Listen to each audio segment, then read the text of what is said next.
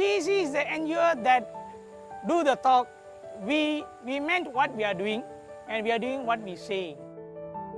GEC through the River Care program have worked actively on river and water resource protection and also conservation in Malaysia. Through the civic science concept or approach, where the key focus is empowerment and engagement of the stakeholders, especially the local community. For the last 18 years, GEC through the River Care program have worked actively on river and water resource protection and also conservation in Malaysia. GEC's River Care program is about integrated river basin management program. It focuses on the sustainable river management benefiting all, including the environment. GEC will never take up any project on event base or on an economic base. It's all about the people and environment. We managed to explain and to some extent empower them what are the role they can play and how to reconnect them to the nature.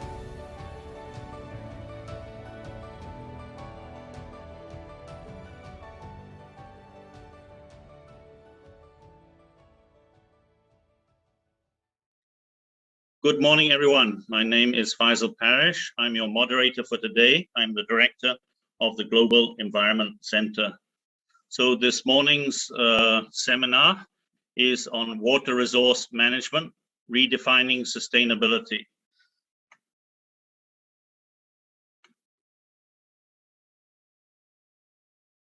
This is the program for today. You've just seen a short video, and we're on welcoming and introduction of the program. Then at 10:37, we will have the presentations by speakers.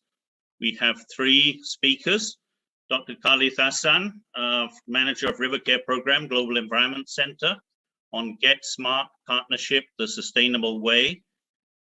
Yang Bahagia, Dato' Engineer Nur Hisham bin Muhammad Ghazali, the Director General of the Department of Irrigation and Drainage Malaysia, on interconnectivity of water resources, economy, and people. And third will be Ms. Renuka Indra Raja, Trustee Member of Spark Foundation and Director of Corporate Affairs and Legal, Heineken Bahad.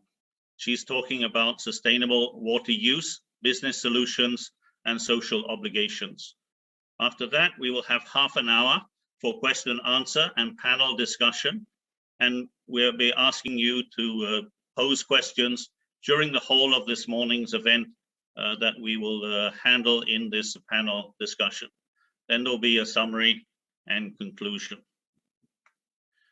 So just a little bit of background on Global Environment Center. We're a Malaysian non-profit organization established 22 years ago in 1988. Our headquarters is here in Selangor in Petaling Jaya. We work in all ASEAN member states and at international level. We specialize in multi-stakeholder approach in peatland, forest, and river management. We work with government, private sector, education and research institutions, civil society organizations, and communities. We have implemented more than 240 projects in 20 countries with 160 partners. And we have worked with 80,000 volunteers, participants, and beneficiaries. So this morning, we'll be sharing some of the work together with the work of various partners. So we have 4 programs at GEC, and the one we will focus on today is the River Care program, which focuses on river rehabilitation, water conservation, and integrated river basin management. So over the years, Global Environment Center has empowered more than 85 community groups to look after their environment and restore nature and natural resources. We have promoted integrated river basin management and cleaned up sections of more than 30 river and lake basins. We have established 10 different training centers and open classrooms. And we operate a national river care fund, which has given out more than 400,000 in grants and training programs across the country. So to the topic of this morning's workshop, we'll be looking at water resource management and redefining sustainability. Firstly, sustainability is about meeting our own needs without compromising the ability of future generations to meet their own needs. Sustainability is not just about the environment. Equally important is to balance the environment with social and economic issues. For sustainable water consumption, the main issues that we're facing now are unsustainable water consumption and water scarcity. We use water in Malaysia for a wide variety of uses: drinking, industry, agriculture, and domestic uses. But the projections for the future indicate we will be facing more stress of water resources. Up to 95% of our local water supply comes from rivers. As rivers are polluted and water demand escalates, we need to properly manage this resource to protect the water resources for the future. One key way is through smart partnerships with multi-stakeholder collaboration with different stakeholders and adoption of sustainable management practices in the different sectors, from the community, public, and the private sectors. All need to work together to properly address water resource management. So what are the objectives of our session this morning? Firstly, to redefine the general understanding on local water resources. Secondly, increase awareness on sustainable management practices for water resource management and sustainable consumption in Malaysia. Thirdly, shed a light on how businesses can integrate sustainable water management within their operations while engaging meaningfully to fulfill their social obligations. Lastly, to promote the importance of the role of multi-stakeholder engagement and cohesiveness in sustainable water resource management. We hope you'll discover how all of us can be agents of change through smart partnership with localized action plans to understand the role of government agencies and how the private sector can strike a healthy balance between their business revenue, environment protection, and social obligations. So as I mentioned, all participants are encouraged to pose questions to be answered during the discussion and Q&A session, which is at 11:50. You can pose your questions at any time during the session. You can see on the bottom of your screen a section called comments or questions, and please fill in your question in there. Please indicate your name, that's preferable, and the name of the speaker to whom you're directing the question.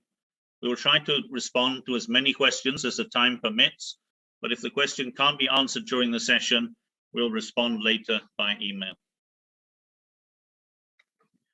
So let me introduce again the three speakers that we have for the session.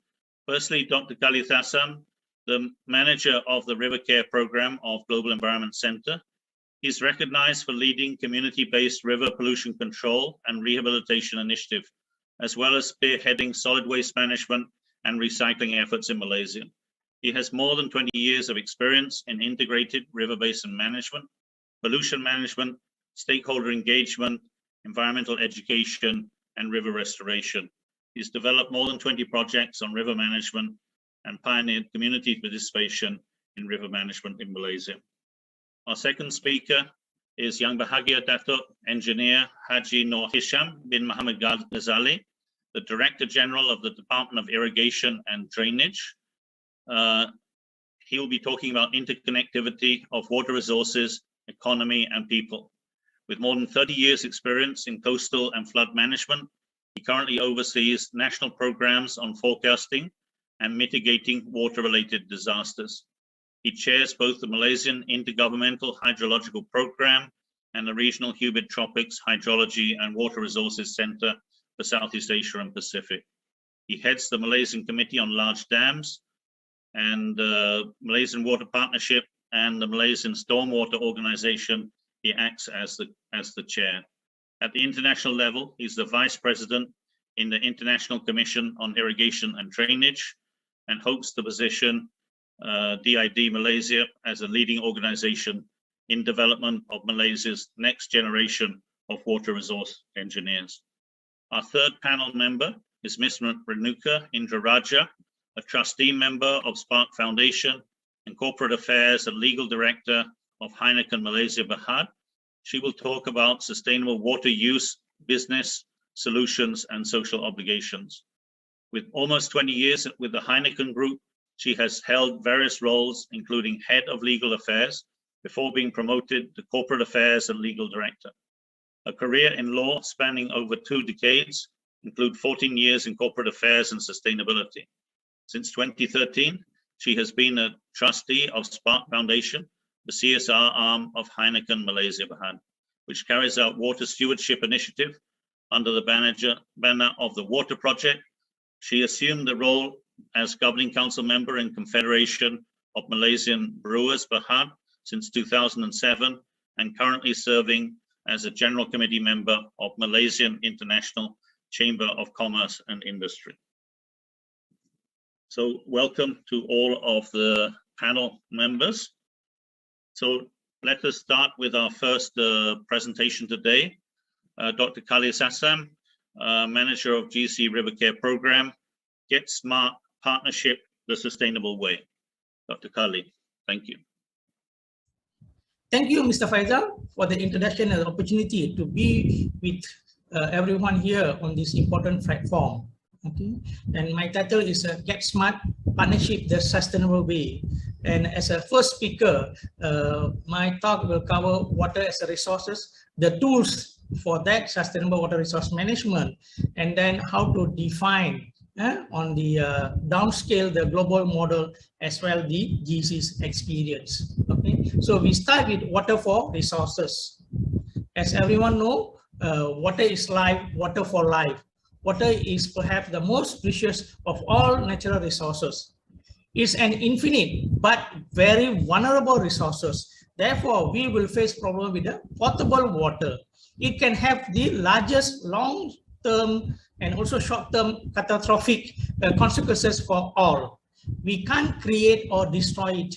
Only we can recycle through the water cycle. And as we can see in the diagram on your screen, that we have to understand that all of us are part of the water cycle. So whatever we do or fail to do will have a significant impact, okay, on this water cycle, be it from government, private sectors, or even public. So we have our role to play, to protect, to ensure that the water supply is there not only now for the future. So we have to understand and play important role to protect the water cycle.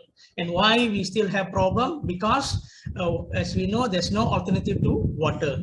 Only 3% of the world's water is a fresh water, and estimated around 1.1 billion people worldwide lack access to the water, and a total of 2.7 billion find water scarce for at least 1 month of the year. So at least every once a year, okay, they'll have problem. And in terms of percentage, it's estimated that by 2050, 69% of the people affected will live in Asia. And that's very scary. So it means Malaysia also very badly affected. And when we talk about water scarcity, is a lack of sufficient water or inaccessibility to save water supply. An average woman in rural Africa walks 6 kilometers daily, okay, to just have the 18 liters of water. We are not talking about good, clean water, but just for water. Okay, and when we look at the why we having this problem, because of the increase in the population, okay, and also the development and economic activities, high water usage, demand, and also increase in the pollution incident, and also conflict and also competition within the sector, within the structure, and also the climate change. Okay, and these all lead to the scenario where in 11 years you and I will not be able to choose between glass A and glass B. Okay, so that is really scary. If you don't change now, if you don't redefine the way we think, we don't rethink how we do things, this might be the common scenario in near future. Okay. When we look into the local scenario, it's often linked to local water resource management. Therefore, to be able to manage water sustainably, instill a proper understanding and raise awareness at local level are important. And why the whole thing in Malaysia? Because we already have seasonal water scarcity. We do face quite often water pollution, land use and environmental degradation, climate change impact is already here now, and also the water structure between federal, state, and also the water operator, beside the issue on the water tariff, which is relatively low, and also high NRW. Okay, so now we go to the part 2 about integrated water resource management. And in GEC, we always promote this tagline: water is life, river is a lifeline. Protect our rivers to protect our life. I repeat again, water is life, river is lifeline. So therefore, to protect the river is actually to protect our life. So we are not doing for others, but we are doing for ourselves. This is a very important message that we need to get across so people do understand. So what we are asking is to protect ourselves, our family, our society, and our world, and so on. And when we talk about, we need to always secure the water resources, one for the people, as well the food, the industry, as well the environment. So we need to see the water resource management as the bigger picture. Okay, so it covers all aspects on this. And the tools that we have is a successful tool at the global level, which has been adopted a long time ago, is the Integrated Water Resource Management, IWRM, a process that promotes the coordinated development and management of water, land, and related resources in order to maximize economic and social welfare in an equitable manner without compromising the sustainability of vital ecosystem. That's very important. And it requires a cross-sectoral, multi-level approach, which we're going to emphasize within, if possible, each river basin. And when we look into the framework of IWRM, it's just heart of how to balance between the economic efficiency, the ecological sustainability, and social equity. Okay, and through the proper management instrument, enabling environment, as well the institutional role, which is governance, very important. On the other side, also, when we talk about IWRM, is how to manage, okay, balance the role of the sectors, the government, the society, which covers both private sectors as well the community, and by using the science as a tools, you know, to make sure that we understand and we implement a sustainable water resource management through the IWRM. And when we talk about IWRM, there are also subset of IRBM, IFRM, DRR, disaster risk management, and also stormwater management, lake management, and so many other things. Okay, now we're coming to the most important part about the need and why we need to redefine sustainable water resource. Okay, and when we talk about redefine, it means how to downscale the successful global model as a way forward for us in Malaysia. Okay, the first thing when I say rethink, redefine, the first thing is we need to understand when we say water, we have to see in different new perspective. One, the difference between water and potable water. Okay, as I already mentioned earlier, water is infinite, definitely yes, but potable water is not. So we will have facing a lot of problem on potable even right now. Okay, second, when we talk about water, we are talking about gross domestic product, GDP, because water also contributes significantly to the country's GDP. When we talk about water, we also talking about commodity. Okay, when I say commodity, I'm not talking about the economic component, but I'm talking more on social. Each of us, we must know the value of the water as a commodity so that we can play important role, or the public can understand that once the value of the water, they will immediately take action. Because currently we know that, you know, commodity, water as a commodity, that is already been in the Wall Street, in the future market, and that's a scary things. And when we talk about water, we are talking about also the sustainable development goals, no? And we know water is a fundamental for all the 17 SDGs. Okay, and beside that, also the obligation for global reporting. As we know, Malaysia have to always send a report on the current status of the environment as well as the mitigation and adaptation and so on.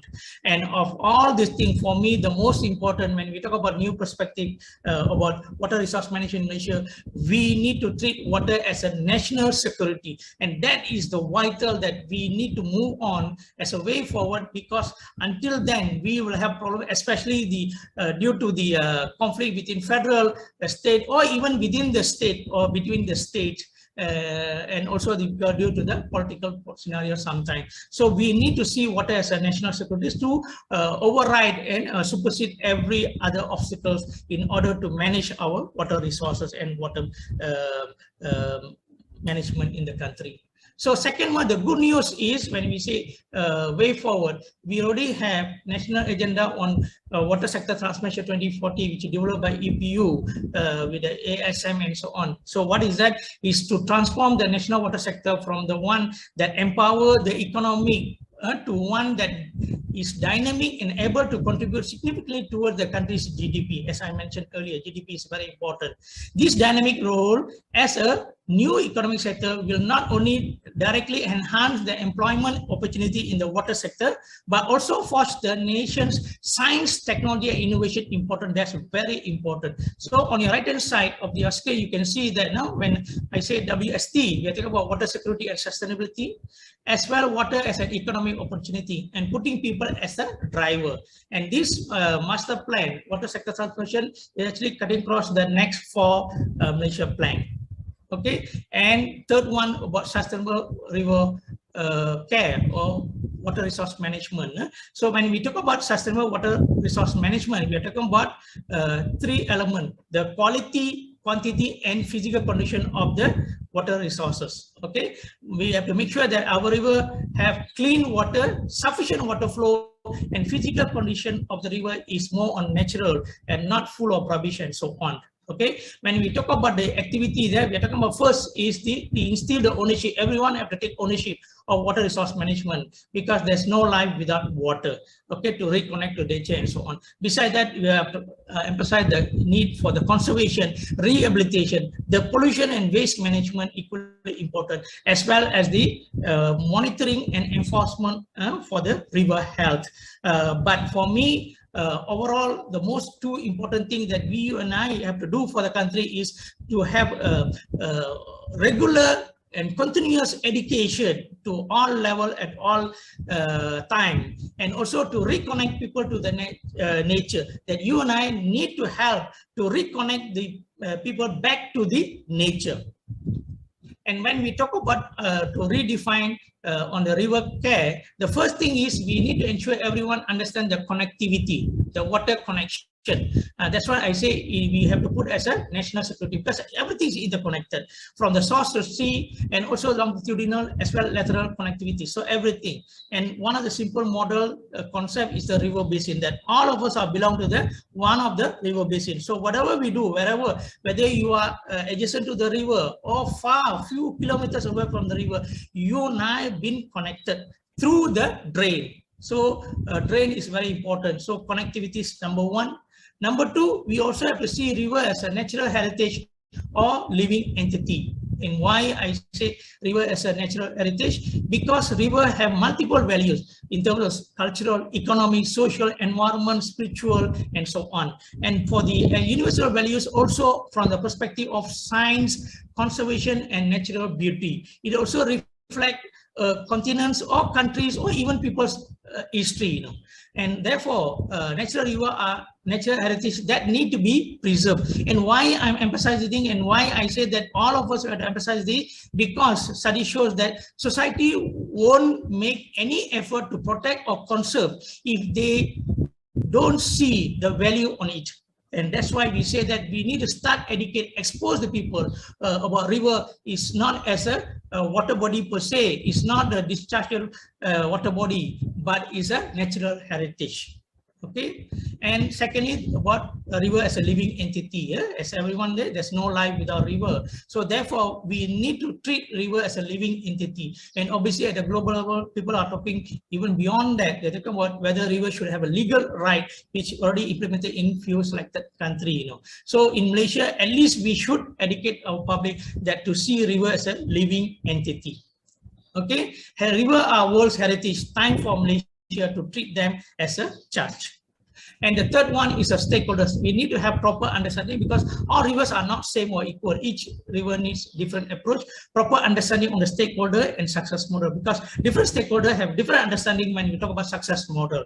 But when we talk about government, private, public, we are talking about breakdown of the federal, state, private sectors, education, public, media, all these things. But all these things, if you look into bigger picture, is can group into the one group called Homo sapien, which is a human being. Beside human, we also have flora and fauna as the custodian, all these stakeholders of the environment and also the river. Therefore, you and I must work with the nature and not against it. Ensure common good and how to balance the important on role of man, animal, plants, okay, benefit for the environment, economic, social, religious, and spiritual. And when we talk about sustainable water resource management, we cannot run away about the water consumption. When we talk about consumption, we are referring to one of the important tools is a water footprint, which refer to the sum of direct and indirect fresh water used by the consumer. And most of the time, people only look into the direct water. Like in Malaysia, okay, we are using 226 liters per capita per day, which is far higher than the WHO recommendation, which is 160. Okay, and we look into the water abstraction, 82% are coming direct from the river, followed by a dam, which is 16, and only 2% from the underground. So therefore, we need to ensure people understand the importance of river, and also in terms of the water extraction for the thing, 62% for agriculture, followed by the industry and domestic. And that's why we need to emphasize the indirect water, which relate to the total volume of fresh water that be used, okay, to produce the goods and services consumed by the consumer. So when we talk about indirect water, we have to see, like for example, in your screen, you see water footprint for UK. You can see very detailed here. And also for me, from the nursery here, until the dining table. So these are the whole process all the way, okay, water being used direct or indirect. So when we talk about water usage, we have to also look into the whole process here. So we need to look into the indirect water as a part of the sustainable water resource management. Very, very important. Okay, so we're coming to the last part, which is very important for the sustainable water resource management, is the smart partnership, which we know is a key aspect or necessary condition for the successful water resource management. And when we talk about smart partnership, it must involve all the players, whether government, private sectors, public, including, if possible, flora and fauna to protect their interests. And when we talk about beneficiary, we're talking about from the aspect of economic, social, environment, as well as spiritual. So if you look into the bottom right, the stages for the smart partnership as per other model: prepare, plan, develop, and after we develop, establish, we also have to ensure that about renewal of the partnership and so on. Okay. And the key part of the smart partnership, we need to treat people as a driver. When I say people, we are referring to the not only general public, but also from the government, private sectors, public, local communities, education institutions, politicians are also important, as well as the spiritual leaders. They can play a significant role on a sustainable water resource management. And therefore, when we talk about drivers of people, we have to understand at this era, we cannot effort to be water-centric anymore, because it's proven that most of the time water problems are often generated outside of the water sector. Therefore, we need to ensure that to look into unpresented or hidden actor to be as a part of the smart partnership. Consultation must involve this, and always these are the major issues. Sometimes we overlook. We only involve the key important ministry sectors, like for example ministry. When we talk about sustainable water resource management, even education ministry is important. Ministry of Education, Ministry of Unity, okay, also important, and so on.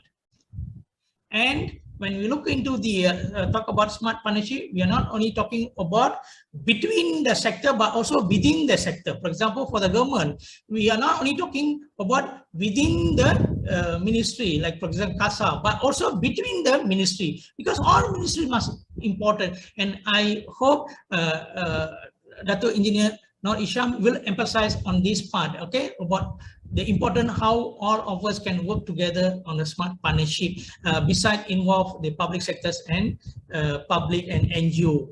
For the private sectors, besides you concentrate on your in-house management, and also the CSR, you also have to look into your role and your obligation, a social obligation to the environment, besides work with the government and also emphasize on the RMD.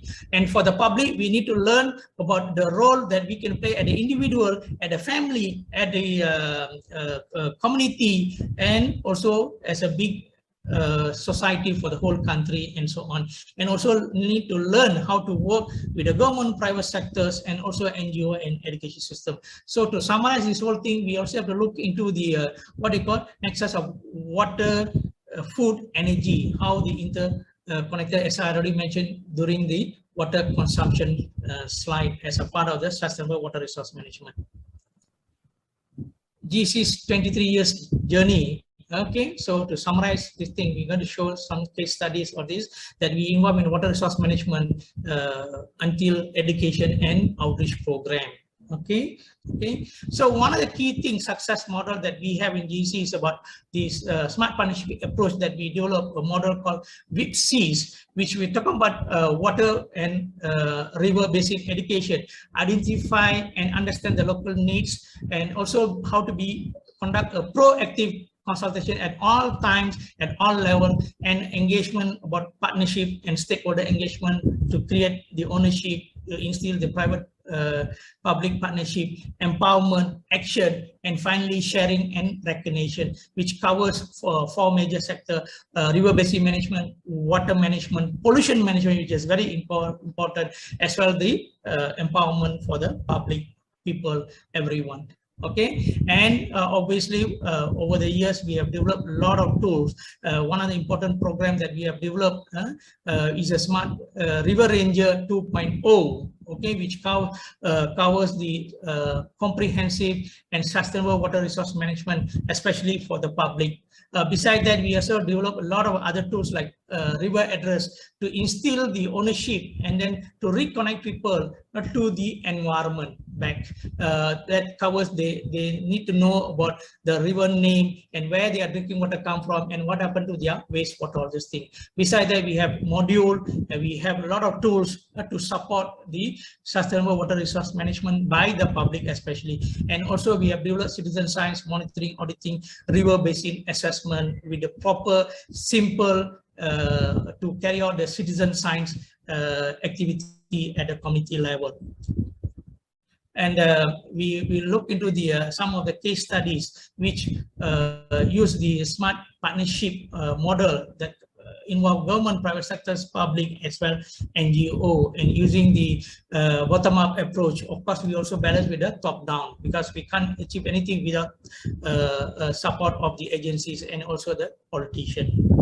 So when we look into that, some of the success case study within GEC for the last 23 years is we have done quite a number of restoration activities, like for example what you can see on your left top screen about a few restoration activities in Sungai Bras and also other with private sectors and also with the government JPS and so on. Hopefully Dato Isha can give more detail on that restoration in Taman Tunggu, and also river rehabilitation which we done with the private sectors. I think Ms. Renuga will share that in detail as well, I believe.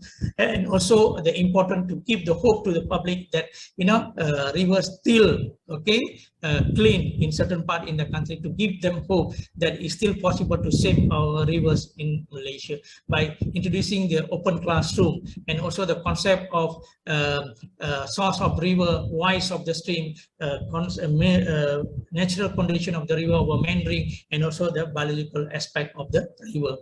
Besides that, we also have done quite comprehensive even water catchment management with the partnership of Azana and also JPS, obviously.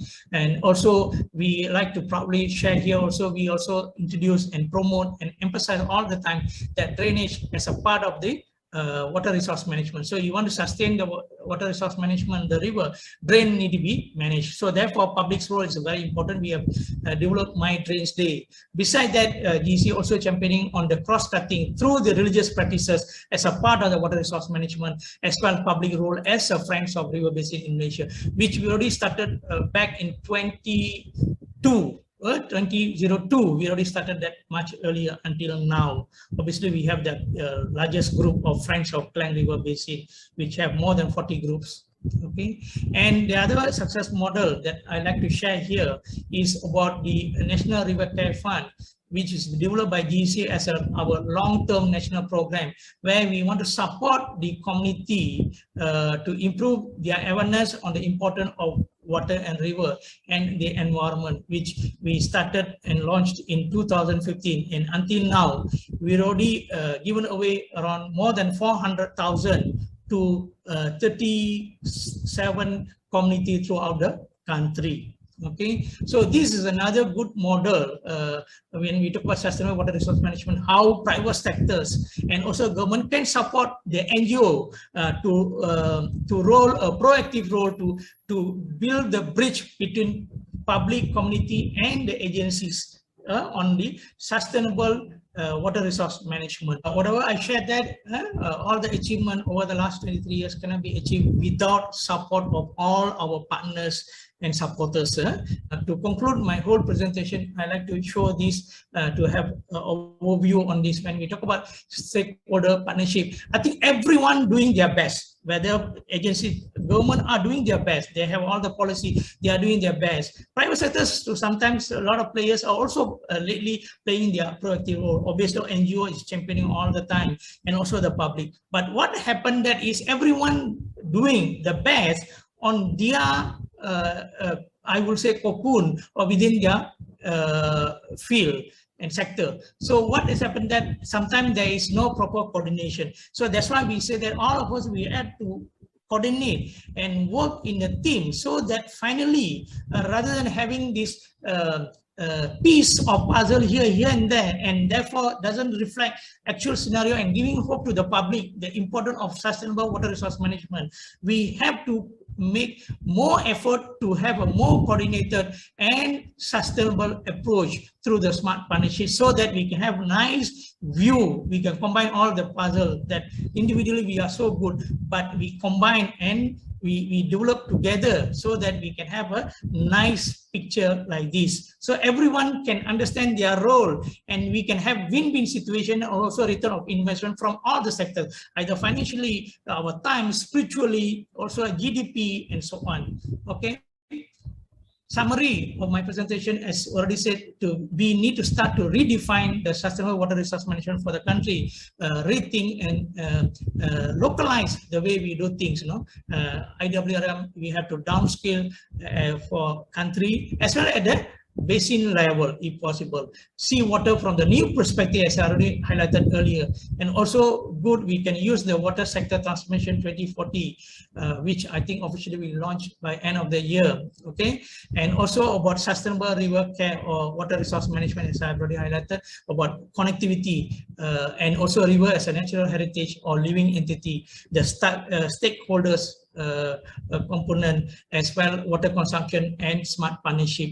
And some of the example I give, water program initiative. Of course, we can visit our GEC website for more detail, and also the National River Care Fund, NRCF. And finally, the most important, we need to see water as a national security to overcome all the obstacles that we are facing in the country. And finally, the most important is not the knowledge, it's not how many training and conference that you attend. The most important is the attitude. Just do it, no matter how big or small. Walk the talk, no talk, action only. Don't be like NATO, no action, talk only. So most important, just do it. Just do it. You can do for yourself, you can do for the society, you can do for your children. Okay, you can do for the environment, you can do for money, or you can do for anything. Or you cannot find the reason, just do it. Just do it. You don't need to have a reason to do the good thing. So with that, I like to end with healthier environment, better economy, and more cohesive society. So we need to work together. So with that, thank you. Okay, together we achieve more. Thank you, Dr. Kali, for your presentation on Get Smart Partnership the Sustainable Way. Let us now welcome Yang Bahagia Dato' Engineer Haji Noor Hisham bin Muhammad Ghazali, Director General, Department of Irrigation and Drainage, Malaysia, to give his presentation on interconnectivity of water resources, economy, and people. Dato', the floor is yours. Assalamualaikum warahmatullahi wabarakatuh, and good morning.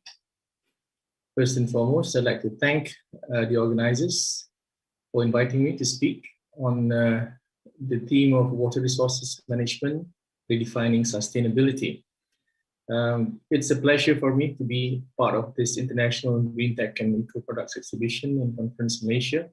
And perhaps I can share with you today on the interconnectivity of water resources, economy, and people within the Malaysian context. This is the slide to show you what is the agenda for today's presentation, and I'll not spend too much time on this. First, I'd like to bring us into defining what is sustainable development. Sustainable development is essentially meeting the needs of the present generation without compromising the ability of future generations to meet their own needs. You'll find many types of definitions on the internet, and I just picked a few of the good ones. And within that, you will find that there is a main difference between development and sustainable development. Development would be aiming at raising the quality of life for the present generations, whereas for sustainable development, you are aiming at raising the quality of life for both the present and the future generations without threatening or compromising the environment. Sustainable development is essentially the intersection of three concerns. One is the social expectations, environmental stewardship, and economic prosperity. Sustainability is, in essence, the intersection of society, economy, and environment, also known as people, profit, and planet. So within that, you have livelihoods, you have economies, and you have conservation of the planet's ecosystems. In addition to its economic performance, you must also account for and focus on the environment and social performance to be truly sustainable. So what is water security? Looking at society as a whole, we would want to have adequate quantities of water of the accepted quality to sustain livelihoods, human well-being, and socio-economic development.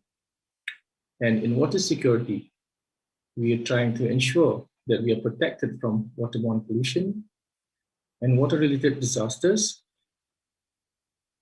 ensuring that the ecosystems are preserved or conserved. That should lead us to a peaceful society and a better living environment. And what is resilience? Resilience in general terms is the ability for a community to respond, resist, and to recover from the effects of a hazard or an untimely event. It is actually the ability of the system or the community to accommodate the effects of a timely and the effects of a hazard, and then adapting and transforming it to deal with changing conditions and an uncertain future. So the images in this slide shows you how people respond to floods. And since you have to live where you have to live, you need to adapt to the situation and make changes to your lifestyle and perhaps the way you set up your homes in order to be able to meet future events such as floods. Sustainable water resources management looks at strategizing and balancing water supply against water demands. So we have a certain amount of water that we are expected to have every year.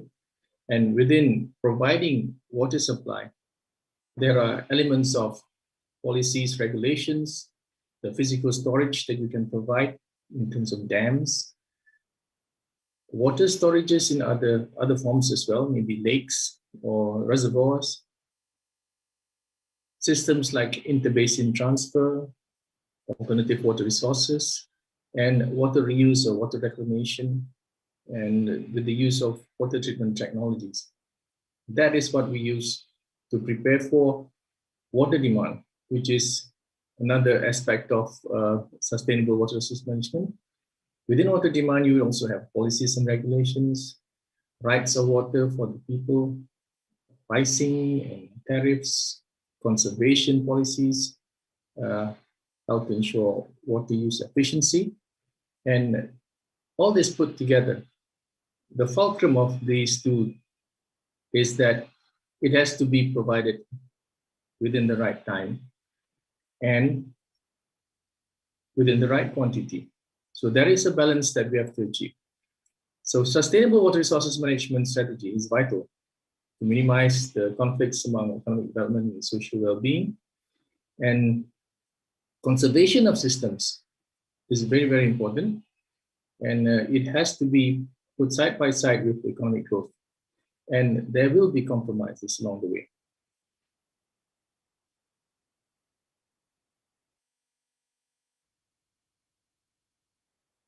Let's look at interconnectivity of water resources, economy, and people. How do we get this to work together? Now, we have shown earlier that the society, environment, and economy, there must be put in balance. And when you have all these three things together, the demands for each sector requires that conflicts to be resolved or minimized.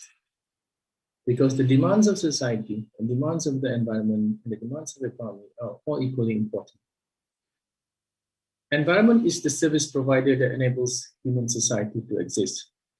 Hence, if you pursue economic development, to a large extent, you will find that the demands of the economy will usually require the environment to surrender something. So there must be a management system that resolves this conflict of interest, for want of a better word, and create some form of balance. Looking at water stresses in the world, you'll find that over time, you'll find that 2/3 of the world's population will live in water-stressed regions. So from this image by the World Resources Institute, you'll find that Malaysia, which is on the right side of the screen, is not really in the extremely high stress area, but it's in the low to medium stress category. Looking at the global population, you find that the population growth and its impact on water resources will see a rise in the global population, forecasted for 10 billion in 2050, from where it is now, which is about 7 billion or 7.8 billion. And for Malaysia itself, we expect to see a growth up to 42 million in 2050. And even now, we are at about 33 million.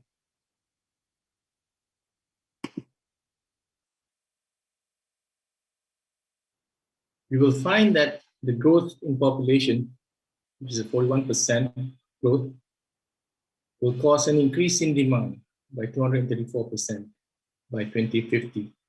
And this is definitely a trend that we have to prepare for and adjust ourselves. I'd like to now show some of the international reports on Malaysia's water security.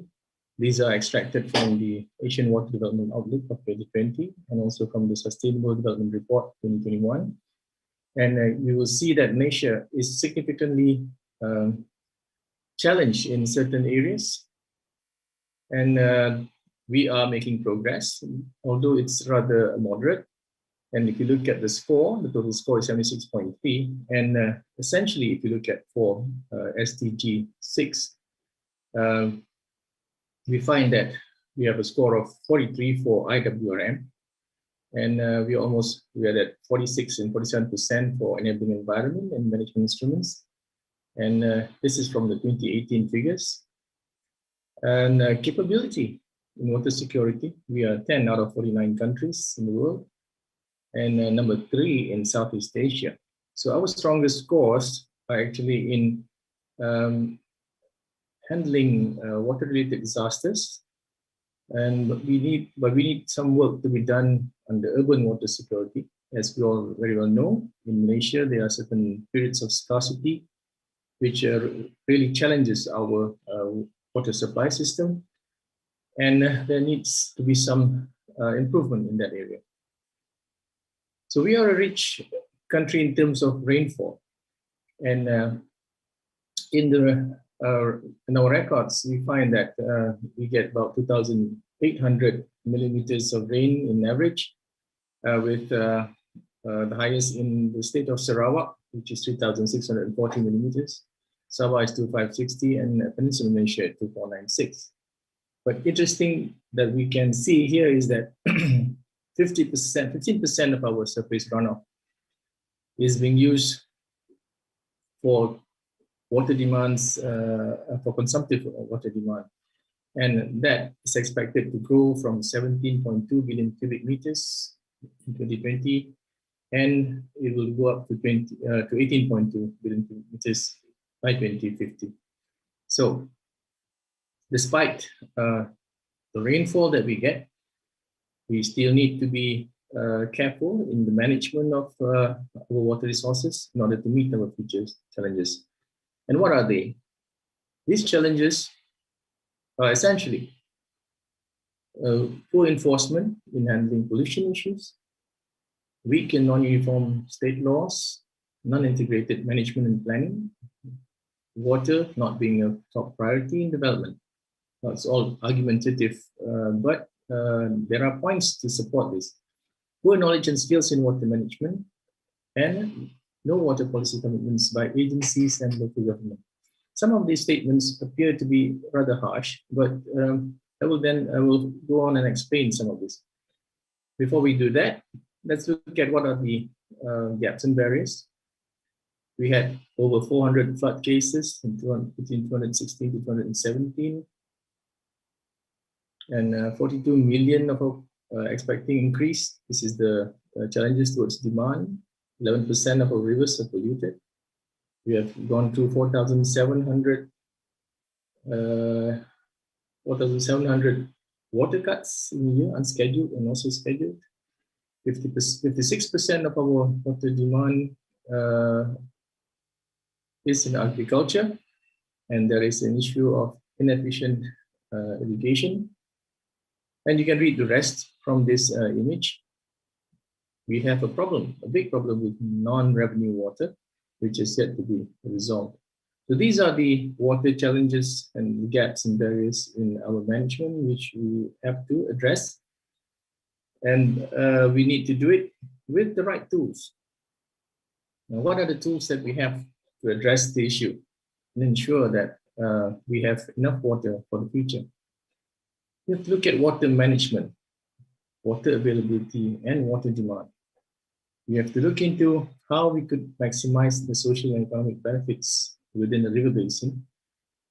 We could look, and we should look at how to sustain and conserve water. And we have to look at the availability of water. How are we storing it? Our strategies of getting more water working. How do we exploit groundwater, which is hardly used in the Malaysian context? And another one is to manage water demand. We have to carefully understand and act on making sure that industries get what they need without compromising other sectors. Ladies and gentlemen, solutions for water management in Malaysia, we have brought it down to essentially integrated river basin management. And tools that can address availability and water demand. So we have the IRBM, and from the IRBM, we have other programs. One of them is the National Water Balance System. Now, I will elaborate further on this. Let's look at the IRBM and the history of its implementation. In Malaysia, we've started integrated water resources management with the first plans appearing in the 8th Malaysia Plan. The 8th Malaysia Plan is part of one of many Malaysian development plans, which is a 5-year plan. And in July of 2003, the National Water Council approved the use of IRBM plans as the master plan for managing water. In April 2021, the National Water Council sanctioned that IRBM plans are to be mandatory reference in land development planning at both state and as well as the district levels. Now, these plans are prepared for selected river basins. We begin with the most highly stressed ones, and we will surely expand into the others. The IRBM is essentially the sustainable management of land and water based on natural geographical boundaries rather than the administrative units. And IRBM essentially links water resources management to land, social, and economic development. So IRBM essentially is the connector between the social requirements, the economy, and the environment. So IRBM is actually the process of coordinating conservation, management, and development of water, land, and related resources across sectors within a given river basin in order for us to maximize the benefits of all that in an equitable manner while preserving and restoring freshwater ecosystems. In this slide, I present the IRBM components. We have planning, financing, institution, legislation, enforcement, preventive and curative action plans, and of course, the last one, but not necessarily the least, awareness. So it's the whole spectrum of government and society. And we have already embarked on producing many IRBM plans and working from the federal government, bringing it down to the state governments, and finally implementing them at the district levels. So we have procured sufficient financing to execute, to implement the studies to produce IRBM plans, and we have set up various committees and sections of government which looks into development and as well as water resources. Legislations are being reviewed and improved, but they are not necessarily fully synchronized yet. However, it will be a process which will take some time. And we do have also to look into the effectiveness of enforcement. On the preventive and the curative, this is more of executing plans which directly address specific issues like pollution or even controlling development at the district level. What are the economic values of IRBM? One example is in the design of flood mitigation solutions. And what we find that when you use an IRBM concept, having with you, bringing in everything, all the data that's available in the river basin, and positioning it next to the issues that you're facing, and then coming up with a concept for solution, we find that if we take it through, there could be a saving of up to 10% if you use the IRBM concept in coming up with a solution, as opposed to just looking at it from an engineering point of view. This has been demonstrated in one of our projects for which we tested the solution of from a single viewpoint, which is from a flood mitigation and engineering viewpoint, as opposed to studying the whole river basin and then looking at how we could optimize whatever is available in the river basin to solve the flood problem. IRBM is essentially a master plan which identifies issues, positions them together, looking at developed policies and placing policies of other sectors side by side with water resources management, looking at what are the plans in the river basin that the state has, and finally formulating strategies that creates a win-win situation. And then coming up with actual plans, action plans that we could adapt to be implemented at the district level. So these action plans can extend into river corridor development, drainage, irrigation, water quality improvement, conservation and rehabilitation, dam operations, flood management, and even navigation. So in IRBM, we will look at drought management, flood management, and pollution management. So essentially what you see here is that you have threats such as drought, and you have threats flood, which is the opposite of, essentially the opposite of drought. And you have pollution, which is an impact onto the water that you use for yourselves and for your particular sector of industry. Now, what are the tools that we have? Now, in order to address drought management, we have something called the National Water Balance System, which is essentially a water accounting system in the river basin to establish how much water you have against what are the demands. For flood management, we have National Flood Forecasting and Warning System, which addresses the flood risk in the river basin. During our monsoonal floods, we will have early warning. And with early warning, we will then be able to forecast if such an area is going to be facing imminent serious floods and respond accordingly. Under pollution management, which is essentially the most difficult of the three, is looking at river carrying capacities, and we are embarking on something called the total maximum daily load in order for us to ensure there's sufficient clean water for us to use, and also to ensure that the environment is preserved. Our IRM plans have been in production for a few years now. We have completed 26, and there are more along the way. And under the 12th Malaysia plan, we have 25 plans in production. What does water accounting do in the river basin? Now we look at water accounting similarly to how we look at deposits and savings in terms of money. So in deposits and savings is how much is that nature can provide for us, what we can store in the river basin. And in terms of withdrawals, we're looking at how much the demand of each sector and how much has been extracted for all these demands to be met. So in water balance, we're looking at the amount of water entering the river basin and leaving that river basin within a controlled space or a specific time period. And if you look at this, we have looked at established water balance models from Nile River, from Tarim River, in the Murrumbidgee in Australia.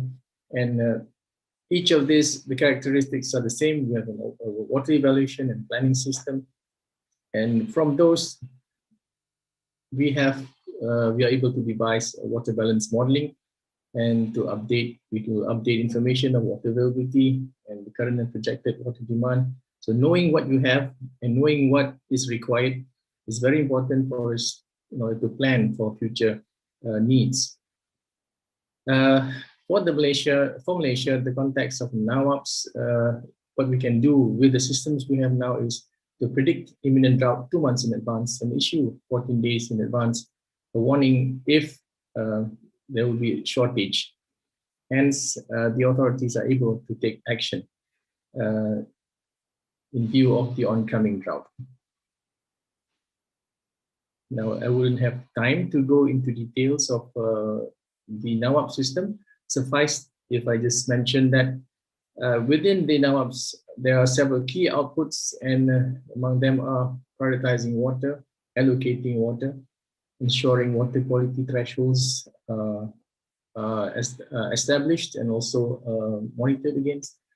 We have the understanding of the dam release and storage protocols, looking at water resource and drought index, and auditing the resources from time to time. The National Flood Forecasting and Warning System, on the other hand, looks at a situation where there's so much water coming down due to rainfall, especially during the monsoons, And that system is now able to predict major storms 7 days in advance. And the model then predicts, continues to predict for the oncoming days. And 2 days before an imminent flood, we are able to issue a warning to the responding agencies, and they will then initiate emergency plans to protect the population from major flood impacts. Ladies and gentlemen, all these systems put together addresses the issue of too much water and too little water. But nothing can work without awareness and the appreciation of the nature by the community itself. Now, for that, a cultural transformation is required. And this is essentially one of the programs that we have put forward in order to address the issue of pollution. Now, we have embarked on something called the National River Trail Program for us to enhance the river environment in order for us to control river pollution. Now, the connectivity here is that pollution occurs mainly because of human transgressions, and there is a lack of appreciation of the river environment. So what we are trying to do now is to encourage the public to go down to the river and appreciate its surroundings, hoping that over time there will be an improvement in their appreciation of the natural environment and having a sense of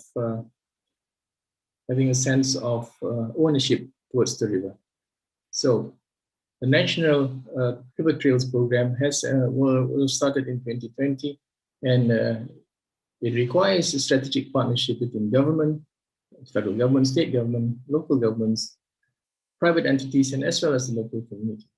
So what we do is the government comes in with a very basic funding on creating river trails, and then bringing in the local communities and local governments to discuss on future development of such trails.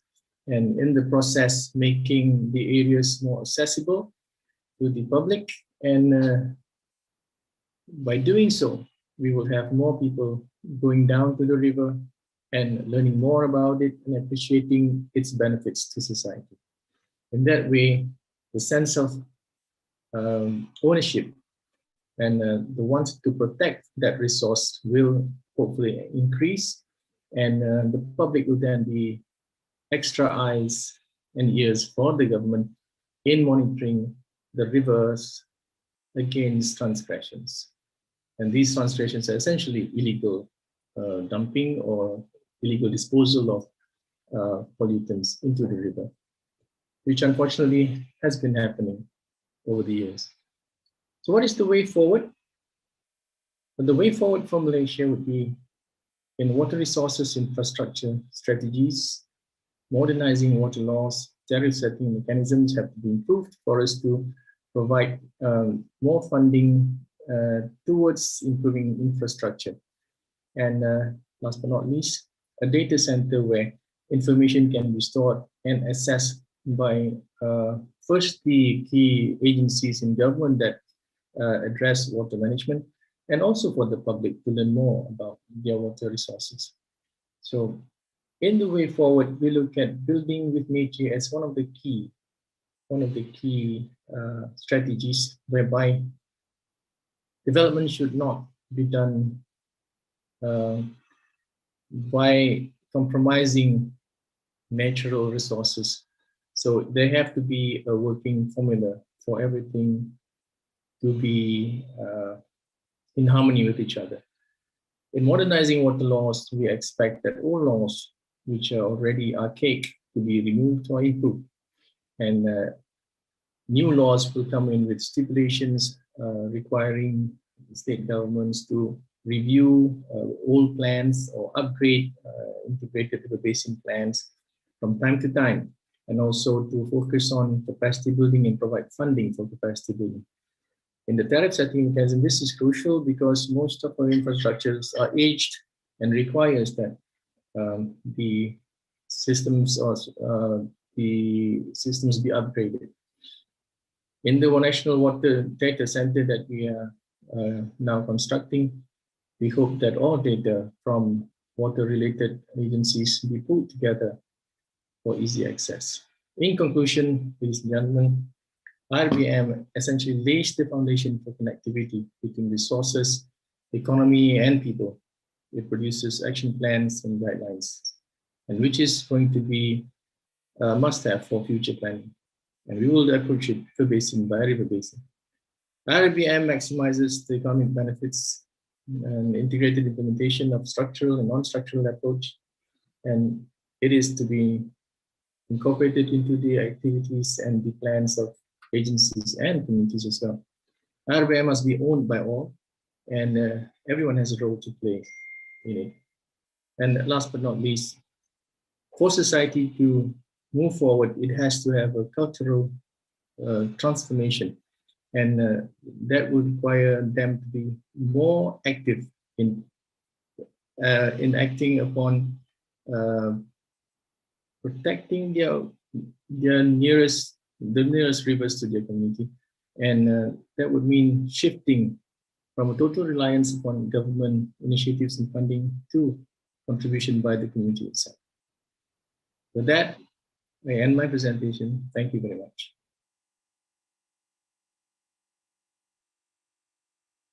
Recording stopped.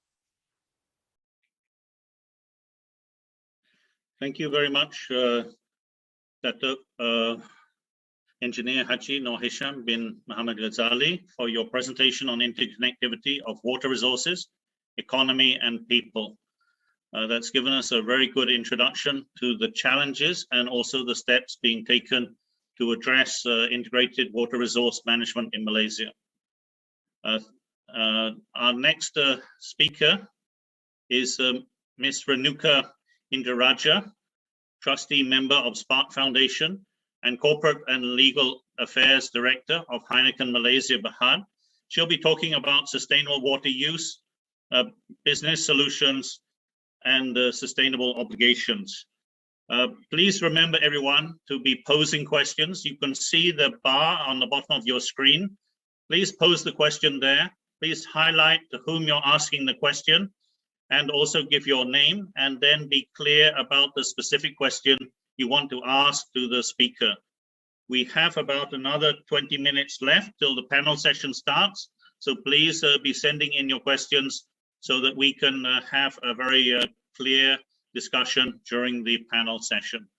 So with that, Renuka, the floor is yours. Thank you. Hi, everybody. Very good morning to all of you. I'm here today on behalf of Heineken Malaysia Berhad and Spark Foundation. Heineken Malaysia is the leading brewer in Malaysia with a long history in Malaysia. We were established in 1964. We directly and indirectly sustain employment for more than 30,000 people, and we contribute more than 1.2 billion in taxes every year to government. We set up the Spark Foundation in 2007 to spearhead our corporate responsibility initiatives and our environmental initiatives. I'm here today to talk to you about sustainable water use, business solutions, and social obligations.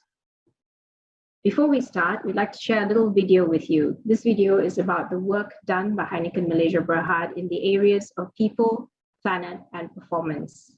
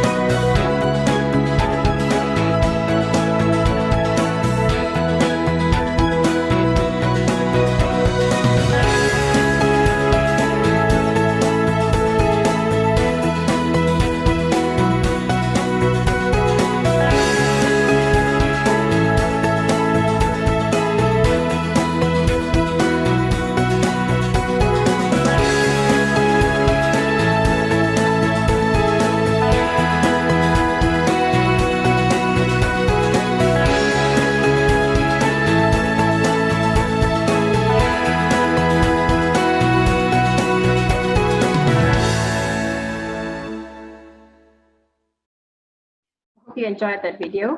I'd like to talk to you about Heineken's global strategy. Over the last decade, Heineken, with its operating companies across the world, has worked hard to brew a better world. For the next decade, we want to raise the bar. We want to set ourselves on a path that will reach carbon neutrality across the entire value chain. We want to maximize circularity and work towards creating healthy watersheds. On the social responsibility front, we want to embrace inclusiveness and diversity and foster a workplace that is both safe and fair. We want to use our resources as a leading brewer to support communities to make a positive difference for them. We want to continue our efforts on responsible consumption, ensuring that we promote moderate consumption and ensuring that harmful use of alcohol is addressed. Today, we're here to talk to you about creation of healthy watersheds. Heineken globally has set these 4 targets to be fully water balanced in the water used by our products in water-stressed areas by 2030. Secondly, it's to maximize reuse and recycling in water-stressed areas within the same time frame. Thirdly, it is to ensure that 100% of all wastewater is treated by these breweries by 2023. We want to reduce water intake to 2.6 hectoliters per hectoliter product, which is produced in water-stressed areas, and globally to 2.9 hectoliters per hectoliter worldwide.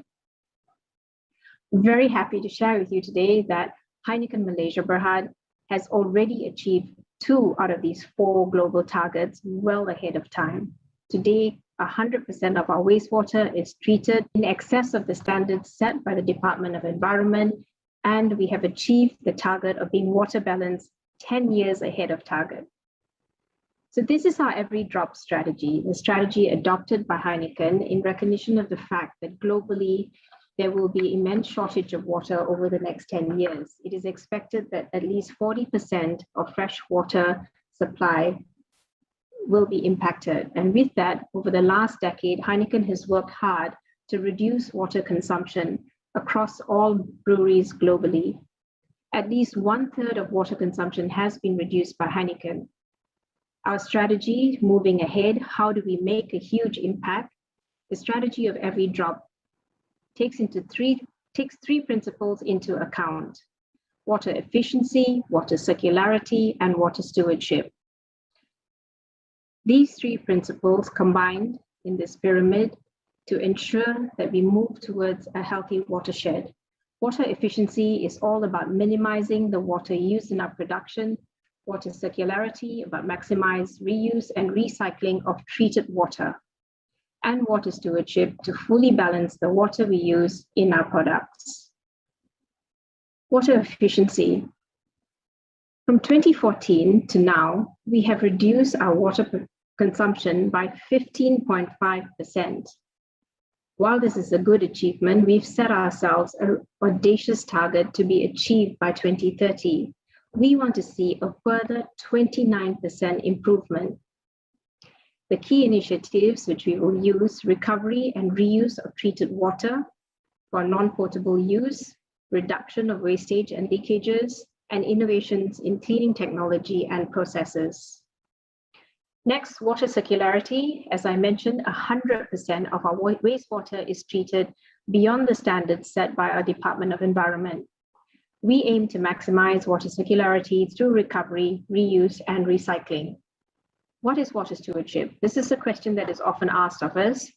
Water stewardship is about water use that takes into account social, environmental, and economic benefits.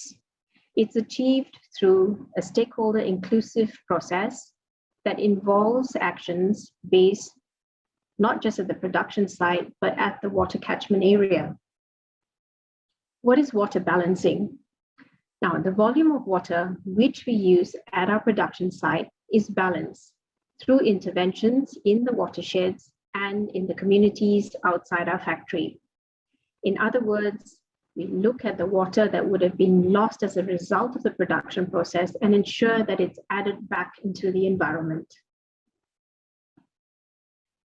So at Heineken Malaysia, we set ourselves a target to be fully water balanced by the year 2020.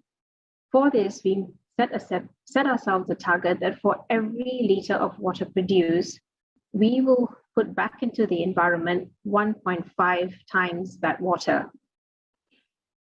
We targeted to be 100% water balanced by 2020, and we are extremely happy to be able to share with you today that we have achieved 267% of that target. Yeah. These volumes were verified by Limnotech. Limnotech is a leading water science expert from the United States, and they've used volumetric water-based accounting, VWBA framework by the World Resources Institute. How did we achieve this water stewardship? It was through fostering partnerships across various stakeholders. Spark Foundation, as the private sector arm, worked with NGO, Global Environment Center, various agencies and authorities, and multiple communities across Malaysia. Since 2007, we established 56 different partnerships, and it was these great partnerships which helped us achieve these good results. So the impact we've made today, very happy to share with you that over the years, we have reached out to 180 local communities, and we've engaged them for meaningful collaborations. 54,000 Malaysians have been touched by our rehabilitation programs. We have invested 13.5 million to date in water outreach programs and in building the clay dike and other infrastructure. To date, 5 rivers have been rehabilitated and 16 active river care communities have been set up. Water project, we started in 2007, phase 1, where we focus on the river which ran behind our brewery. That river, Sungai Way, was a class 4, class 5, where nothing could survive in the river. By 2009, we had cleaned up the river to class 3. Now that was a very difficult process because it took us about 1.5 years to engage with local community and bring various agencies together to work with local community. We had to change the mindset of the local community to make them realize the importance of the river and how the river contributed to 97% of drinking water. We then had to engage with them to get them to take ownership of the river. So it went from being a dumpster in their backyard to a river which they were proud to own and take care of. Over the years, the water quality improved and we were able to reintroduce fish into the river. We then moved on to phase 2. Phase 2 involved the rehabilitation of 3 tributaries of Sungai Kenta in Perak. We also worked with communities in Sungai Penchala, predominantly an education outreach program to reach these communities. Both the communities at Sungai Way as well as Sungai Penchala have been recognized for their award-winning work in rehabilitating rivers. Until today, they remain passionate about keeping the river clean. We then moved on to phase 3 in 2018, where we felt we needed to make a bigger impact. Our water stewardship agenda was launched with the target to be 100% water balance. Basically, what we're doing is balancing what we take from the water source. The watershed supplies water to communities as well as to industries. Water consumption for production activities, we ensure that for every liter of water that we use in the making of our products, 1.5 liters of that is replenished into the environment. In terms of water that is released as wastewater, we ensure that 100% of it meets the standards prescribed by the Department of Environment. With this, we then ensure that the long-term watershed health is protected. Here's Sungai Way, the before and after photos. When we first started, the river was heavily polluted with solid and liquid pollution, class 4, class 5, as I mentioned, with no living organisms. The after photo, you will see class 3, suitable for living organisms. And we created a river within a river concept. We built islands in the river, enhanced biodiversity, and returned Sungai Way to a standard fit for fish to survive. As I mentioned, the local community was recognized 4 years in running for the National Awards on River Conservation. Rainwater harvesting is another initiative by Spark Foundation. We have installed a total of 16 rainwater harvesting systems in Selangor, which provides B40 communities with alternative source of non-potable use water. The rainwater harvesting system is linked to community farming projects, which helps these local communities supplement their food and income. We built a clay dike at Raja Musa Forest Reserve. Over the years, we constructed a 305-meter clay dike at Raja Musa Forest Reserve in Hulu Selangor. This improved the sustainability of Sungai Selangor watershed. It reduced surface and subsurface water seepages and also supported water retention in that area. Okay, moving on. We ran a project distributing water thimbles for the local communities in Sungai Penchala and Sungai Way. Over 500 households were provided with a water thimble, which is a very cheap, easy to use device, which is installed in showers and taps and saved 11.5 million liters of water annually. At the Raja Musa project, we planted 600 trees in 1 hectare of peatland. On a Saturday morning, we took our employees out to Raja Musa and the team had a lot of fun replanting trees. And we also worked with the local community around Raja Musa to ensure that these trees survived.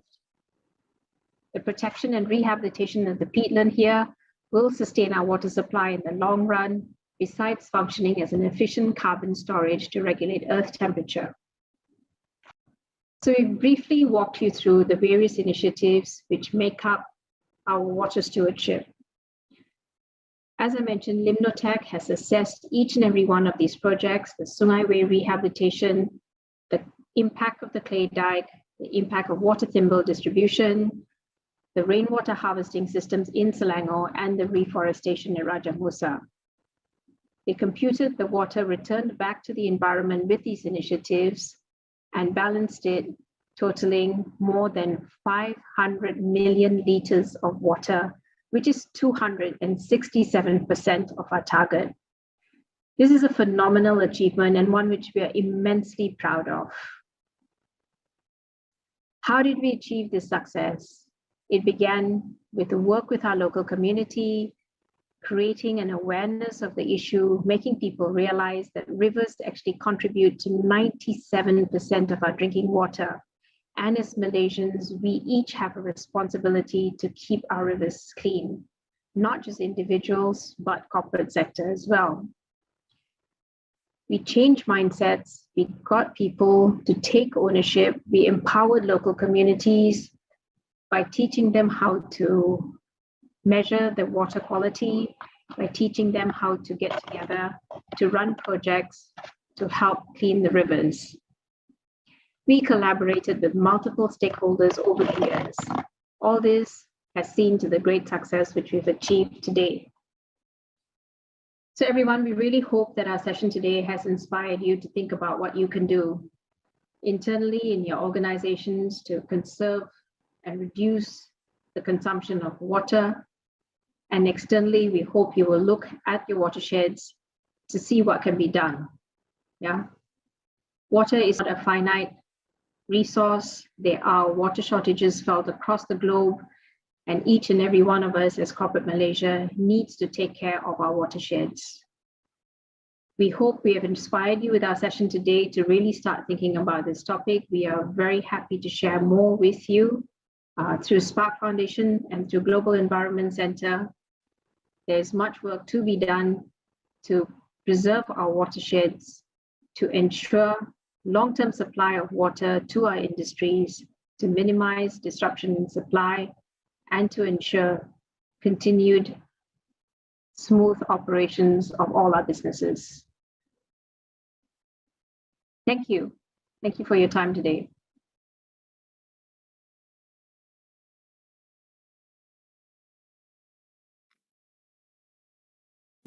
Mr. Faisal, you may start now. Hello, welcome. Thank you, Ms. Renuka, for your presentation on sustainable water use, business solutions, and social obligations. I hope that these three presentations have given us a very clear idea on the potential and the challenges for integrated water resource management. Before we move to the panel session, we're going to have a quick poll. All of you should have seen the green button on the top right of your screen. And I ask you now to click on that on the polling. And we have some short questions for you to see whether you were paying attention to the presentations over the last hour. There's no prizes except some pride to get the answer right. So please take that poll now, and we'll allow a minute for you to answer the three questions. Just very quick answers there, and then we will share the results with everyone.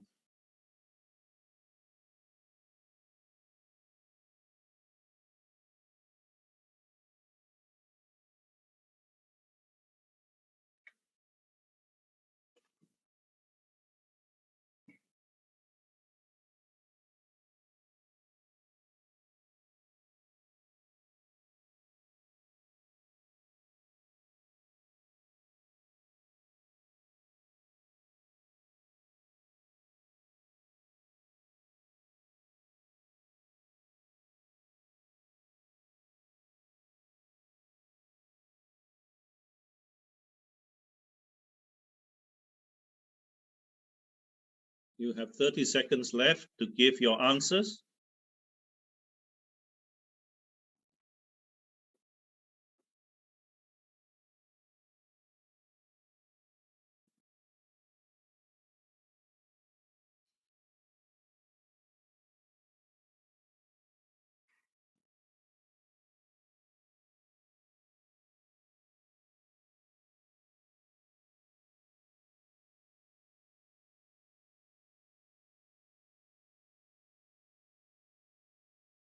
Do we have the answers yet?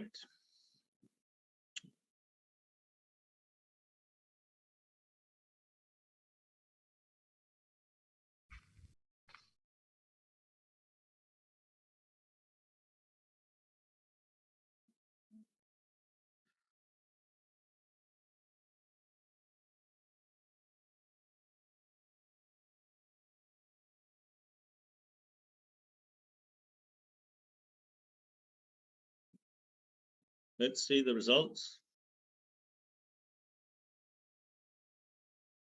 So here's the response. Here's the first question. Most of you went for 10% of the world's water is fresh water. Unfortunately, that's not the right answer. It's only less than 1% of the world's water is fresh water. Rest is in the ocean. And of that 1%, most is locked up in the ice sheets. So the right answer is water problems affect 73% of people living in Asia. So that's a serious issue. We don't have so much water. So I think the second question there was all of the above. All of the above are the big problems being faced by the country. And for the third question,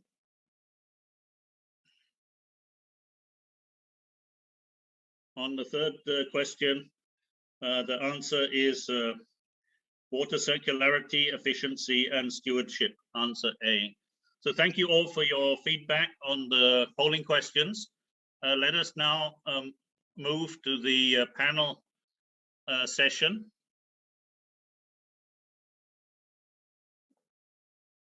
And before we start the panel, let me introduce one new panel member, Yang Bahagia Dato' Engineer Muhammad Azmi bin Ismail. He's the Deputy Director General of the Department of Irrigation and Drainage. He has stepped into the panel as Director General Dato' Noor Hisham had to attend an urgent issue. So Dato' Azmi will join us on the panel. He is very experienced in a broad range of water management, river management issues, having been involved in many activities, and he currently oversees flood management, coastal zone management, special projects, Resources, the Hydrology Division and Stormwater Management Division of DID. He's active in the Institute of Engineers Malaysia Water Resource Technical Division, as well as being the Vice President of the Malaysian National Committee on Irrigation and Drainage. He's been actively involved in the environment issues in the International Commission on Irrigation and Drainage, and is the Vice President of the Malaysian Stormwater Organization. So Dr. Azmi, please welcome to the panel, and I'm sure your experience will help enrich the discussions that we will have. Let me also invite the other two panel members, Ms. Renuka and Dr. Kali. So now the panel, we have a number of questions which have been posed by the audience. Thank you for that, and please do keep questions coming if you have additional questions. But we're going to kick off with one overall question posed by the audience, and I'm going to ask to all three panel members, starting with Dr. Kali, then Dr. Azmi, then Ms. Renuka. And that is, why is water security and water management in Malaysia not taken seriously enough? Dr. Kali?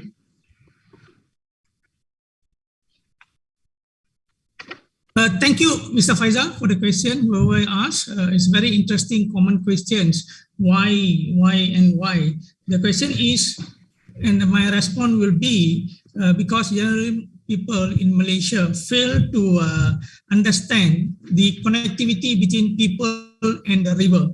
Okay, they don't really understand, including myself at one point, the difference between water availability and the potable water.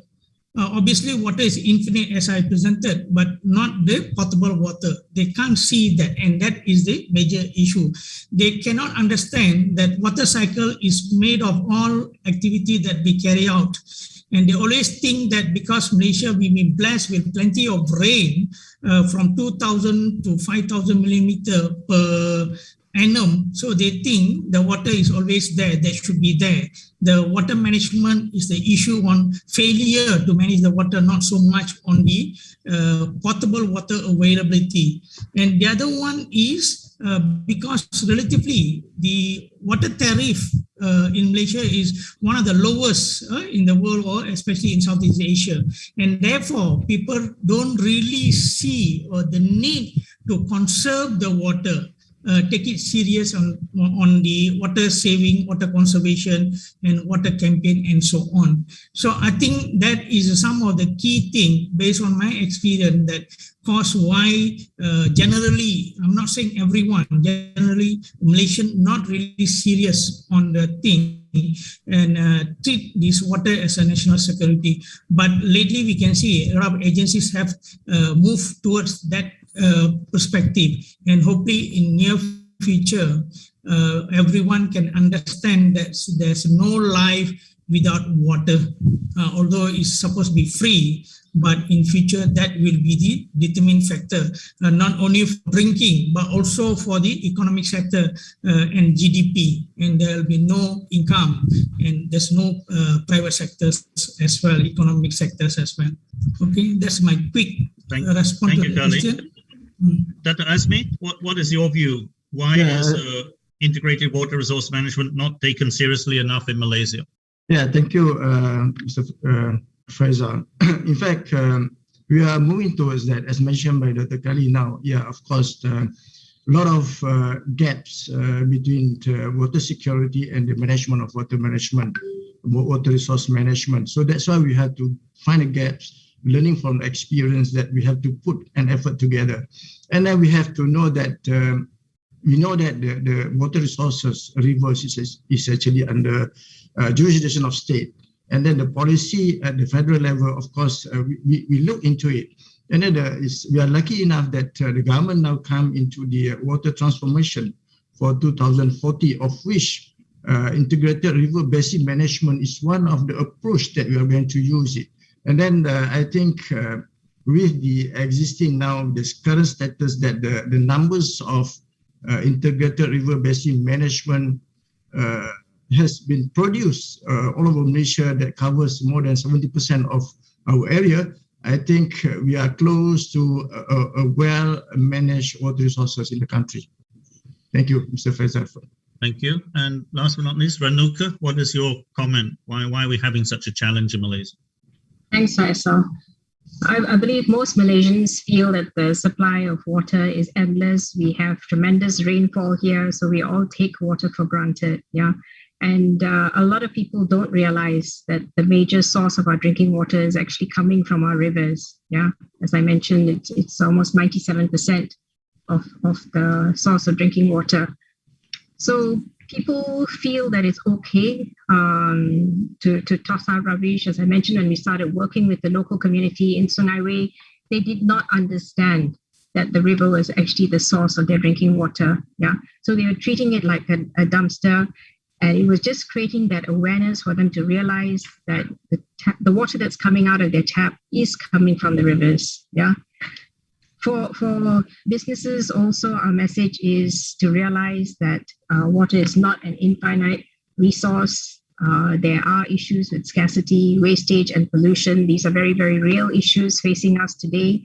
And if we don't take steps now to make a real difference, there are going to be problems further down the line in terms of sustainability of our businesses. The smooth operations of businesses will be disrupted as there are water cuts and water shortages.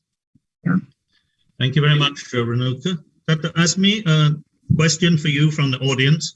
How can a federated state like Malaysia overcome a water crisis when there is a jurisdictional boundary between the state and the federal levels?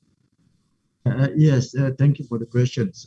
I think we have experience as presented by Dr. Isham in his presentation. We experience 4,700 cuts a year because of water pollutions. So I think because of, as I said, the river is under state jurisdiction, and we at the federal level, we have to get a policy right to ensure that the management of water resources to be well handled or well managed. And in our country, we have a highest level of platform or a committee which is chaired by a prime minister, which is National Water Council, and the members of this council is from the chief minister of state and also Menteri Besar, you know, and of course the issues of water resources is being addressed since 2003, where integrated river basin management is already accepted to be a plan that need to be used for any development in the country at the state level or at the district level. And then the recent good news was in April this year, where the council accepted that all the development in the state or at the district level have to use the integrated river basin management plan. We know that if we use this plan, of course, the water quality, the water availability, and then the flood risk as well as the environment will be taken care. So that is the hope in that stage. And now we are really into it of promoting integrated river basin management to the states. Even the Plan Malaysia also accepted as a document that need to be referred to when we need to do any development in any area in the state. So that is the way forward that we can, close the ties between state and federal on the management of water resources. One more thing that I would like to highlight here is now the government embarked into the policy of national river trails, or in Malay is Denai Sungai Kebangsaan. So these river trails can be a connector between the river as well as the people. So we know that the pollution is due to the rubbish, pollutants, So by having the river trail, the people will come to the river and will have more belongings to the area, and then of course the pollution can be reduced. So this is what the government now is embarked to ensure that the participation also from the corporate and also the community, because the success of this river trade, of which directly will give a success on water pollution, to reduce water pollution, is actually from the community and from the corporate. So we have to work together, and river trade can be a bridging or a networking connectivity between the people, economy, as well as the corporate world. Thank you. Thank you, Dr. Azmi. Dr. Kali, we have a question. Education and awareness is critical to help the next generation to spearhead integrated water resource management in the future. Is there a plan by the Education Ministry or other stakeholders to include a green plan in the part of the syllabus? I think it is a very good question, and as you know, based on my experience working with the schools over the country, over the years, we are also Rakan Strategic for Ministry of Education, Global Environment Center. Obviously, we've been working with the ministry on the education program like River Ranger, Smart Ranger, Dr. H2O, and so on. And that time, all the program should be packed under the co-curriculum activities, which, for schools is only once a week, which is most of the schools or state fall on Wednesday afternoon. So all this education activity previously was conducted under the co-curriculum activities. But obviously, good news for the last few years, the Ministry of Education have adventure into looking into the converted into curriculum activities base and so on. But obviously, I need to be fair with the ministry as well. It's not that easy, because the school institution be seen one of the easiest way for all the players, including corporate, all these things, to infuse their activities into that, because they're ready audience there. So the ministry are struggling how to balance the request from different sector, everyone to put their sector or their issue into the curriculum. So I've been told the Ministry of Education currently seriously looking into the infusing the environment education as a formal into the curriculum things, but it will take some time. But obviously they already have the draft, they already have the pilot project in selected schools with some NGOs and so on. And obviously they also have previously adopted this Merentasi curriculum. Okay, so they have a module, everything's there.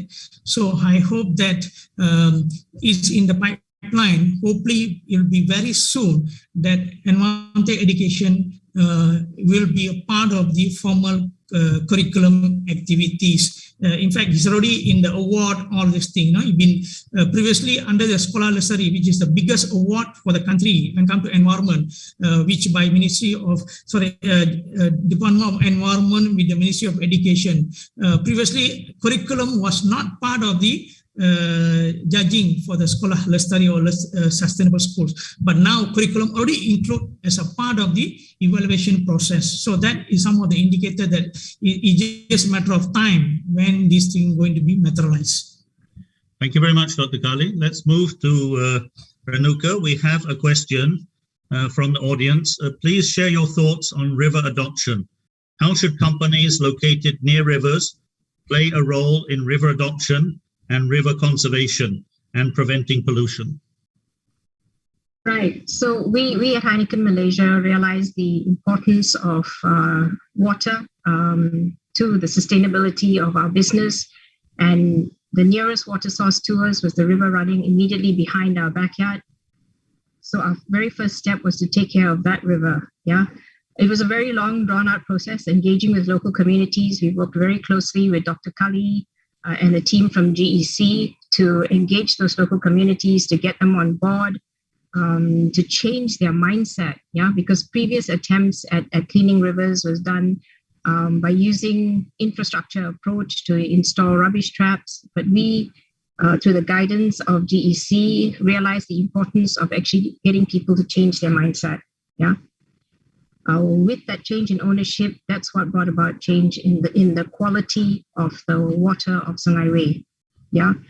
So yes, we very strongly believe that every single corporate in Malaysia has an obligation to take care of the river in their backyard, to invite your neighbors to do the same, because if your water source is polluted by your neighbor, it's going to ultimately impact you as well. Yeah. So we need to come together as a nation. Let's stop pointing fingers to say that it's the responsibility of one party. We believe that taking care of the rivers is the responsibility of multiple parties, yeah, whether it's NGO, government, private sector, and local communities, all need to come together to do their bit. For businesses, there are multiple considerations here. Obviously, if you pollute the river, there are legal consequences. Also, you potentially face backlash from local communities who are starting to get more aware of the environmental impact of businesses. Yeah. So for these reasons, we would like to invite Corporate Malaysia to join us. We're happy to share the lessons that we've learned along our journey. And I'm sure GEC too, speaking on their behalf, that they will be happy to chip in advice as well. Yeah. So really, today we'd like to embark on exploring with government, how do we bring more companies around the table to address the problem? And if we don't start doing this today, where will we be in the next 5 years or 10 years? Yeah. Thank you very much, Renuka. And on that same line, for Dr. Azmi, we have a follow-on question. It's inspiring to see companies like Heineken Malaysia doing so much to protect water resources. How can GPS or CASA plan to encourage greater engagement of industries and other companies to do the same? Is there a platform that the government can establish to encourage this? Thank you. Yeah, thank you, Mr. Faisal, and then congratulations to Renuka. So it's a very good, successful story that Spark Foundation has done. And in fact, in the country, we have, that we have 2,986 river basin in the country, and then we have it's about over 80,000 kilometer of rivers, and then from the Department of Environment, I think it's a quite high percentage of our river now become polluted. And then in the country, we have 95 district engineers, the ideal district engineers. And then I invite all the corporate Malaysia to come to our district engineers to propose what are they going to do. And then, of course, our district engineer will bring up to the state authority of how the thing is to be handled, because there are issues like land, land ownership, and then also rivers that we need to address rightfully. And I think we are welcome when discuss with our district engineers. Of course, if we need to be discussed at our HQ level, we're ready to discuss. Even our Kementerian, also our CASA is actually invited this kind of approach. Now that's why we embark into the Nai Sungai Kebangsaan or National River Trail. So when we I think invest or contribute into this, of course, that we bring our environment to a better situation. But one thing to note that, of course, the CSR from the corporate mission, we are really invite them, but we have to ensure also the produce or the product from the industries, from our corporate, industries or factories, to ensure that the effluent is within the permissible level or permissible index. So that's why if the pollutant is come from the companies or from the industry, which is beyond the permissible level, at the same time, keep giving CSR is meaningless. At one hand, we contribute, but on the other hand, we still pollute the river. So we need to have a balanced situation in this scenario. And those are things that we are really concerned about. and then we have to work together with the community, with the corporate, with the NGOs to ensure that our environment, our river is clean. And then directly after the water resources is in a good quality, and then we can also reduce the water cut. You know, as in the data presented, 4,700 water cuts a year is huge. This is due to pollution. So how to resolve this issue? So that's why our Ministry of Environment and Water come into a policy of, or embark into the programs of National River Trails. So National River Trail become the eye and ears to the government to ensure that there's no this kind of pollutants, discharged into the river. Thank you. Thank you very much, Dr. Azmi. Yeah. And thank you to the audience for very good questions and very good contributions. Unfortunately, we have many more questions than we're able to answer. So we just have a minute or so left for the panel. So I'm just going to ask each of the panel members in 30 seconds just to give key message to the audience on how do we ensure that we move forward in effective water resource management in Malaysia. Starting with Dr. Kali, 30 seconds. Okay, thank you. 30 seconds. The key message is first should be the agent to change, agent for change. Everyone need to be there. I think the two things we need to know, the problem that we are facing is for two reasons. One first factor is what we are doing. The other one is what we fail to do. So these are the two factors that always influencing the water quality and river quality. So we have to make sure that we do good thing and stop doing bad thing, and also ensure that everyone play their role, and also take the ownership of the river management into ourselves, because no water, no life. And we know 97% of our water comes from the river. So please take note your river address and be responsible players for every sectors. Thank you.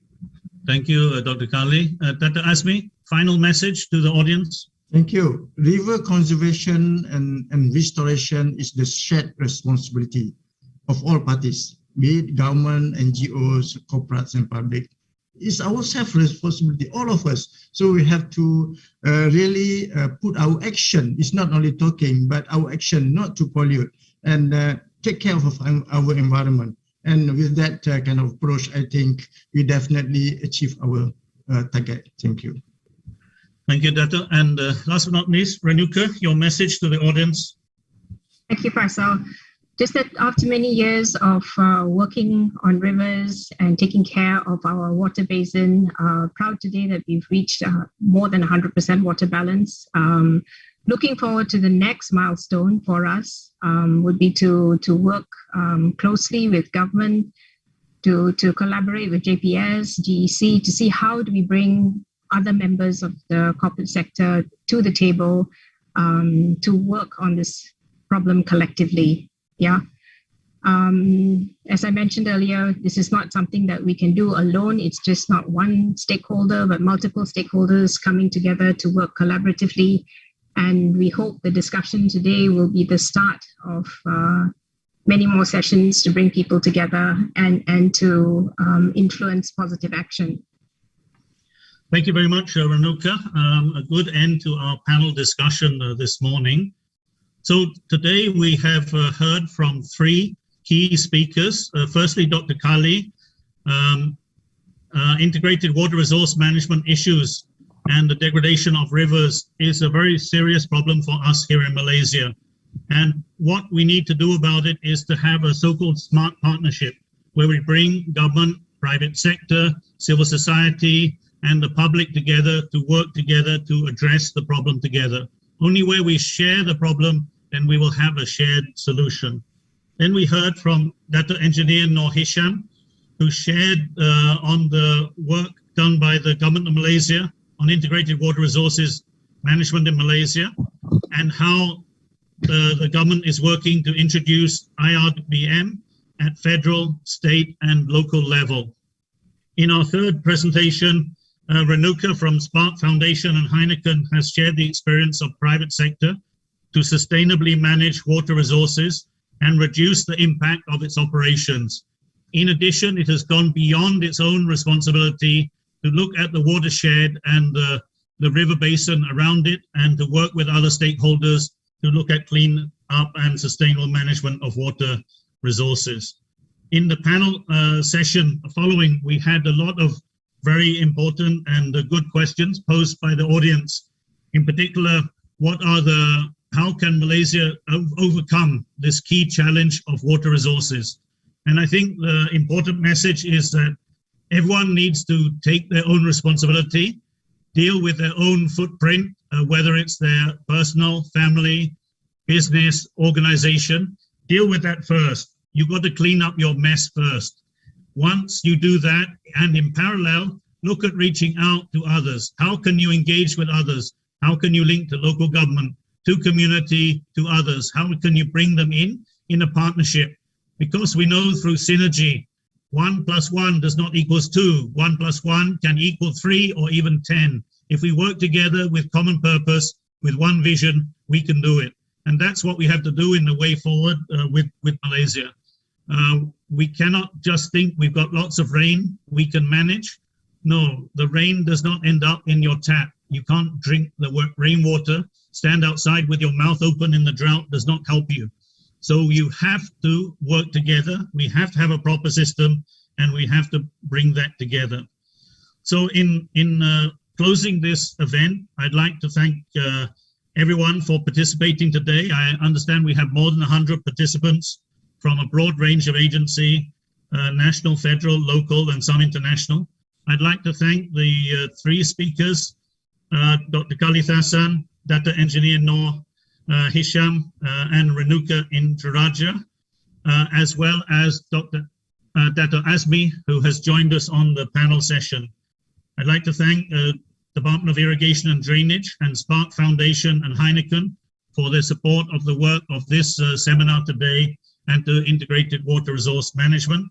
And I'd like to thank all of your audience, because you are going to be the ambassadors. You're going to take the message from today's event, and you're going to spread it to your colleagues, you're going to spread it within your company, you're going to spread to other organizations. Please, can we work together and make a difference for Malaysia? Finally, just before closing, I'd just like to highlight, if you enjoyed today's event, there are 2 more upcoming events organized by Global Environment Center. Firstly, on September the 8th in the afternoon, greenhouse gas emissions from peatland management in relation to Malaysia's commitment under the Paris Agreement on Climate Change. And on October the 14th, nature-based solutions contributing to nationally determined contributions from Southeast Asia, where we're going to hear from Indonesia and other countries about their efforts to reduce greenhouse gas emissions.